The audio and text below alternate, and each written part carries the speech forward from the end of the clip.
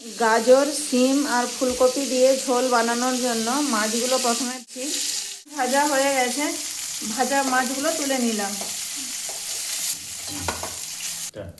প্রথমে গাজর আর ফুলকপি একসাথে ভেজে নেব।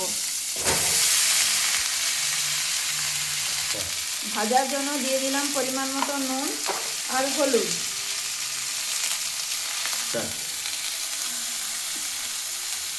হালকা ভাজা হয়ে গেছে সবজিগুলো, এবার সিম দিয়ে দেবো।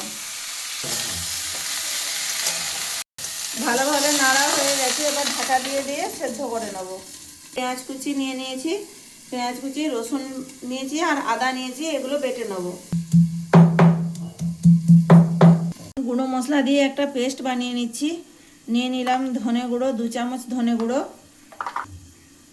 জিরে গুঁড়ো 2 চামচ, লঙ্কা গুঁড়ো যে যার পরিমাণ মতো যেমন খাবেন, একটুখানি হলুদ গুঁড়ো, মশলার মতো লবণ, সামান্য জল দিয়ে পেস্ট বানিয়ে নেব। ঢাকা খুলে নিলাম, ভালোভাবে নেড়ে নিলাম। সেদ্ধ হতে একটু বাকি আছে। আর একবার সবজিগুলো ভাজা ভাজা হয়ে গেছে, এবার ঢেলে নেব। দিয়ে দিলাম পেঁয়াজ বাটা, রসুন বাটা, দিয়ে দিলাম আদা বাটা। ভালোভাবে কষিয়ে নেব। মশলার যে পেস্ট বানিয়ে রেখেছিলাম সেটা দিয়ে ভালোভাবে কষিয়ে নেব। সামান্য পরিমাণে মশলা ধোয়া জল দিয়ে দেবো।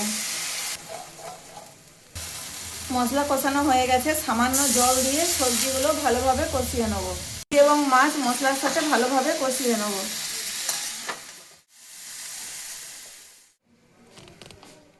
গিয়ে সব রকম সবজি সেদ্ধ হয়ে গেছে।